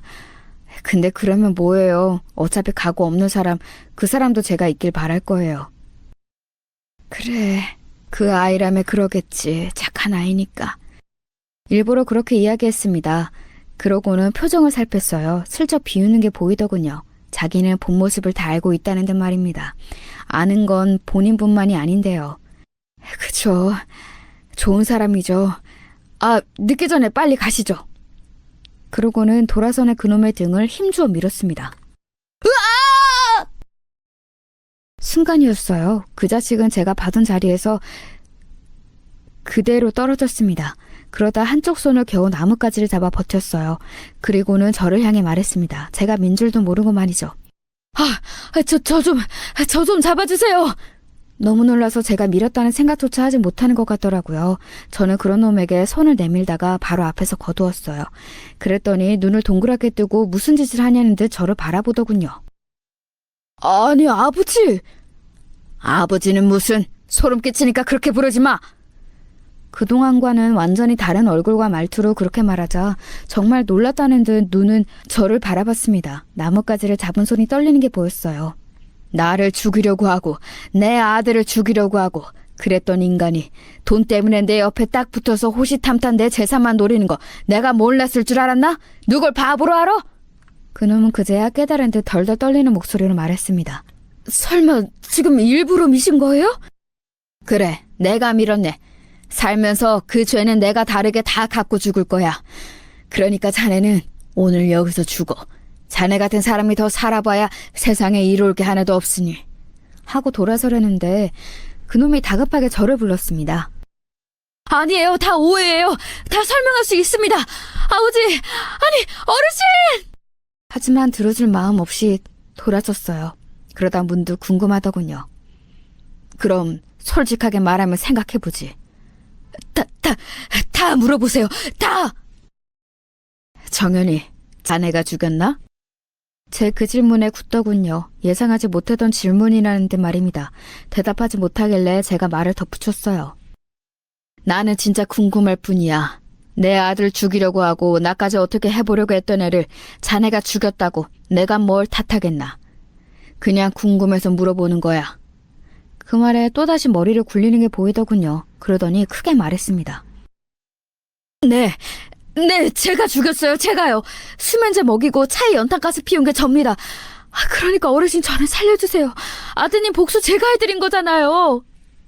그렇게 말하는 그놈을 잠시 바라보다가 그대로 돌아섰어요. 처음부터 구해줄 생각은 없었습니다. 그렇게 악을 쓰는 소리를 뒤로하고 산에서 내려오자마자 경찰에 신고했습니다. 같이 온 일행이랑 중간에서 헤어졌는데 연락이 안 된다고 말이죠. 경찰은 수색에 들어갔고 그놈을 금방 찾았어요. 물론 죽은 그놈을 말입니다. 저는 그놈이 들것에 실려나가는 걸 아무 감정 없는 얼굴로 바라봤습니다. 막연히 일을 다 치르고 나면 죄책감이 들 거로 생각했는데 그런 감정도 들지 않더군요. 그래도 사람이 죽었으니 조사는 해야 한다는 경찰에게 최대한 협조했어요. 그리고는 아무 의심을 받지 않고 얼마 지나지 않아 바로 경찰서로 나왔습니다. 허무하구만. 사람이 죽어도 이렇게 사건 마무리가 되는 게 참 허무하더군요. 그러고는 집으로 올라와 아무도 없는 불 꺼진 집에서 밤새 앉아 있었어요. 그리고 생각했습니다. 남은 생은 어쨌든 이 업보를 씻기 위해 남을 도움을 살겠다고 말이죠. 그날 이후로 봉사활동을 다니기 시작했어요. 없는 사람들의 끼니를 챙기고 쉼터 만들어주고 하는 돈 드는 일들은 언제나 나서서 했습니다. 한 푼도 아깝지 않았어요. 오히려 이 돈을 이렇게 다 쓰고 나면 이 세상을 떠나는 것도 좋겠다는 생각이 들더군요. 그렇게 몇 년이 흘렀네요. 저는 이 모진 세상을 아직도 살아내고 있습니다. 그리고 제 통장에는 이제 잔액이 얼마 남지 않았어요. 물론 아껴 쓰면 남은 인생 나름 살 수도 있는 돈이지만 생애에 별 미련이 없거든요. 그래서 오늘의 이 사연을 쓰게 됐습니다. 그래도 이런 사람이 세상에 있다 간다는 걸 많은 분이 들어주셨으면 좋겠다는 생각이 들어서요. 저에게 해주고 싶은 이야기가 있으시면 남겨주세요. 뭘 읽을 수 있다면 읽어보겠습니다. 날이 춥네요. 아내도 아들이고 겨울을 참 좋아했어요. 붕어빵이나 호떡 같은 간식들을 참 좋아했거든요. 눈이 오는 풍경도 말입니다. 며칠 뒤에 아내 제사인데 그날 눈이나 펑펑 왔으면 좋겠어요. 그러면 뭔가 아내와 아들과 같이 있는 기분이 들지 않을까요? 소중한 사람이 옆에 있다는 것, 지나고 보니 그것만큼 복인 것도 행복한 일도 없는 것 같더라고요. 이 사연을 들으시는 모든 분들은 지금 옆에 있는 소중한 사람을 최선을 다해 아껴주시길 바랍니다. 저는 이만 글을 줄여야겠네요. 오늘은 잠을 얼마 자지 못해서 피곤하거든요. 긴 이야기 들어주셔서 감사합니다.